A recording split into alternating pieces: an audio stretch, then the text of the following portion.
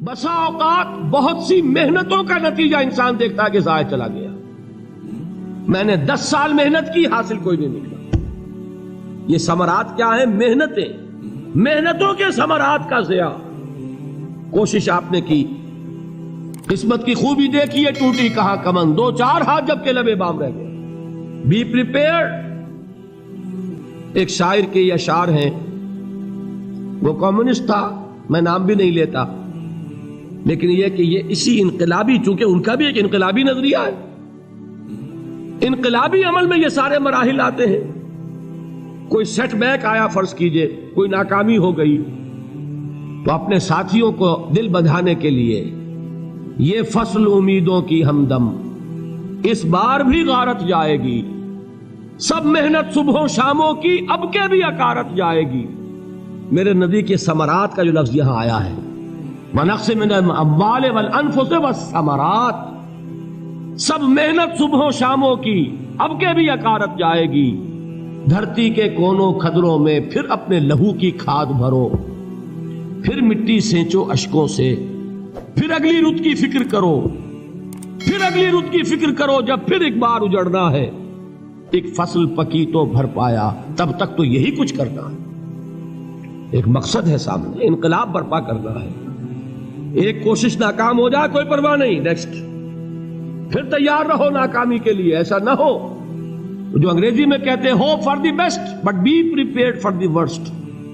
ایسا نہ ہو کہ دوسری مرتبہ ناکام ہو کے بددل ہو جاؤ، تمہاری ہمتیں جواب دے جائیں. نہیں، پہلے سے تیار رہو کہ دوسری مرتبہ بھی ناکامی آئے تو آئے، لیکن جب تک کہ کامیابی حاصل نہیں ہوتی ہمیں یہ کام کیے چلے جائیں.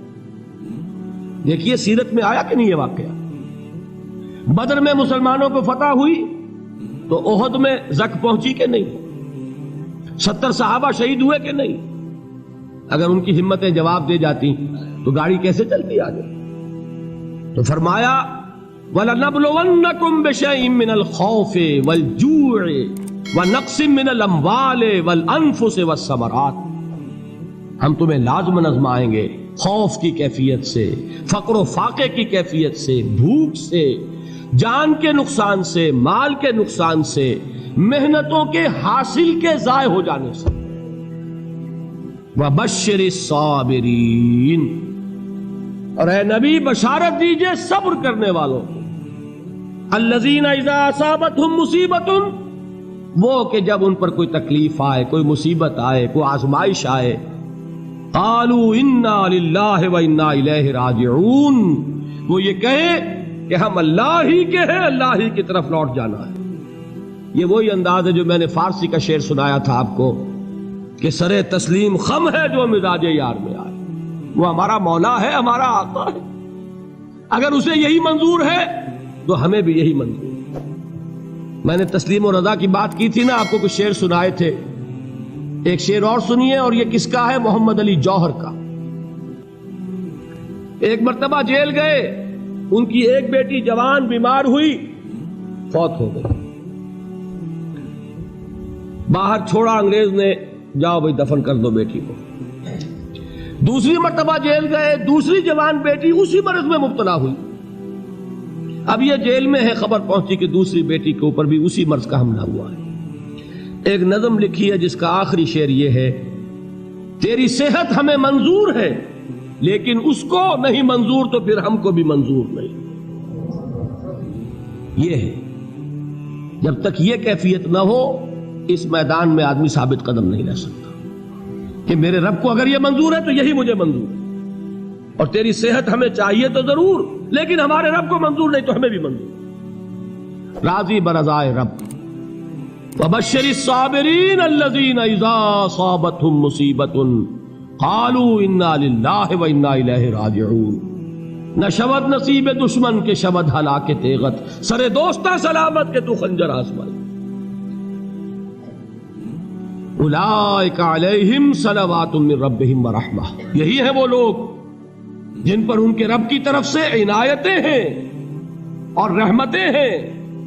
وَأُولَٰئِكَ هُمُ الْمُهْتَدُونَ، اور یہی ہے وہ لوگ جو کامیاب ہونے والے ہیں، ہدایت پانے والے، ہدایت یافتہ. اسی سورہ بقرہ میں ذرا آگے چل کر، یہ تو ہے 20واں رکوع، 19واں رکوع 21ویں رکوع کی پہلی آیت ہے لیس البر ان تولوا وجوہکم قبل المشرق والمغرب ولکن البر من آمن باللہ والیوم الآخر والملائکۃ والکتاب والنبیین وآتى المال على حبه ذوي القربى واليتامى والمساكين وابن السبيل والسائلين وفي الرقاب وأقام الصلاة وآتى الزكاة والموفون بعهدهم إذا عاهدوا والصابرين في البأساء والضراء وحين البأس۔ اب یہ آیت جو ہے سورۃ العصر میں جو مضامین آئے تھے سارے اس میں موجود ہیں۔ وہاں ایمان کا لفظ آیا، یہاں 5 ایمانیات کی تفصیل آ گئی، اعمال کی تفصیل آئی، اور آخری بات وہاں کیا ہے وَتَوَاصَوْا بِالصَّبْرِ، اور یہاں کیا ہے وَالصَّابِرِينَ فِي الْبَأْسَاءِ وَالضَّرَّاءِ وَحِينَ الْبَأْسِ، اور صبر کرنے والے، اصل نیکی ان کی ہے جو صبر کریں، کس میں؟ جنگ کے وقت، ذرائے، بأسائے، بأسا کہتے ہیں فقر اور فاقہ، واحد آئے گا باس تو اس کے معنی جنگ، اور بأسا جمع میں آئے گا تو فاقہ، فقر، بھوک، اور ذرائے جسمانی تکلیف، ضرر، جسمانی تکلیفوں میں صبر کرنے والے، فقر اور فاقے میں صبر کرنے والے، اور جنگ کے وقت صبر کرنے والے، اولئک الذین صدقوا واولئک هم المتقون، یہ ہیں وہ لوگ جو صبر کرنے والے ہیں، یہ ہیں جو سچے ہیں، جو اپنے دعوے میں نیکی کے اور ایمان کے صادق ہیں، اور یہی وہ لوگ ہیں جو متقی ہیں۔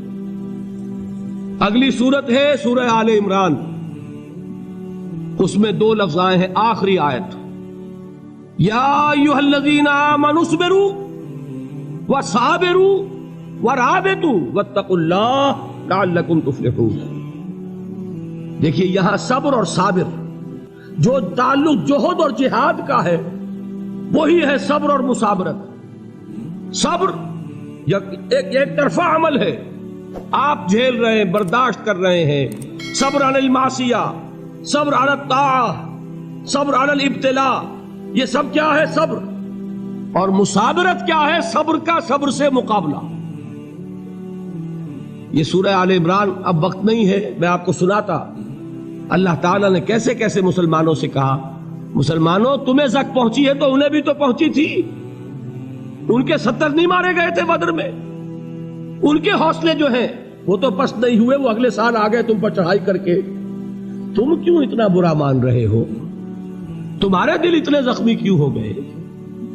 تمہیں تکلیف پہنچتی ہے تو انہیں بھی پہنچتی ہے۔ اپنی غیرت جو ہے ہمیں ذرا اس کا جائزہ لینا چاہیے۔ لوگ باطل نظریات کے لیے کتنی قربانیاں دے رہے ہیں، لوگ باطل چیزوں کے فروغ کے لیے کتنی محنتیں کر رہے ہیں۔ جیسا کہ میں نے ابھی کہا تھا، اسی غیرت کو چیلنج کرنے کے لیے، ذرا آپ کی حمیت دینی کو جوش دلانے کے لیے، قادیانی نوجوان کتنی تعداد میں اپنے آپ کو دین کے لیے وقف کرتا ہے، اور آپ کتنے نوجوان ہیں جو اپنے آپ کو دین کے لیے وقف کرتے ہیں، اور ہوں وہ کھاتے پیتے گھرانوں کے لوگ۔ یہ نہیں ہے کہ اگر کوئی اور کام نہیں کر سکتا تو پھر یہ ہے کہ وہ دین کے کام میں لگ جائے۔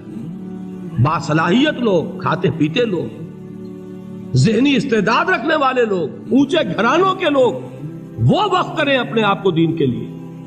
اس کے بغیر کیسے باہر آ جائے گی، کیسے رونق آ جائے گی؟ تو دنیا میں باطل نظریات والے جو ہیں، یہ بات کہی گئی ہے، مسلمانوں تم اگر توحید کے لیے لڑ رہے ہو، دیکھتے نہیں ابو جہل کو، اس نے گردن کٹوائی ہے شرک کے لیے، شرک کے لیے گردن کٹوائے، اور تم توحید کے لیے گردن کٹوانے کو تیار نہ ہو۔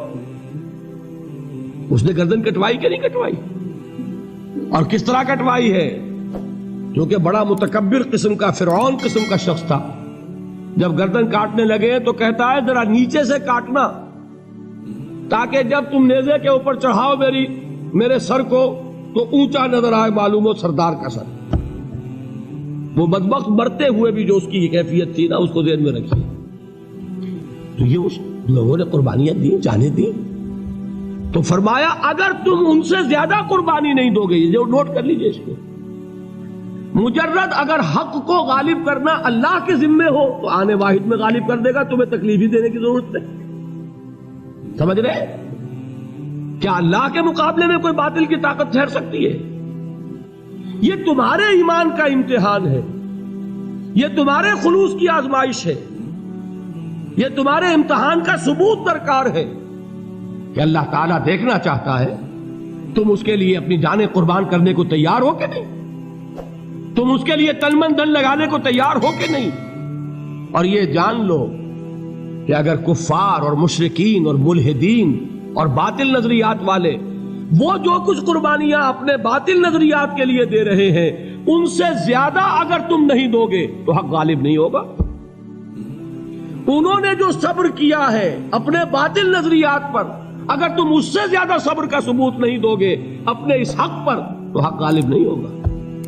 اس لیے فرمایا یا ایھا الذین آمنوا اصبروا وصابروا، نہ صرف یہ کہ صبر کرو بلکہ صبر میں اپنے دشمنوں سے آگے نکلو، ان کے صبر سے بڑھ کر صبر کرو۔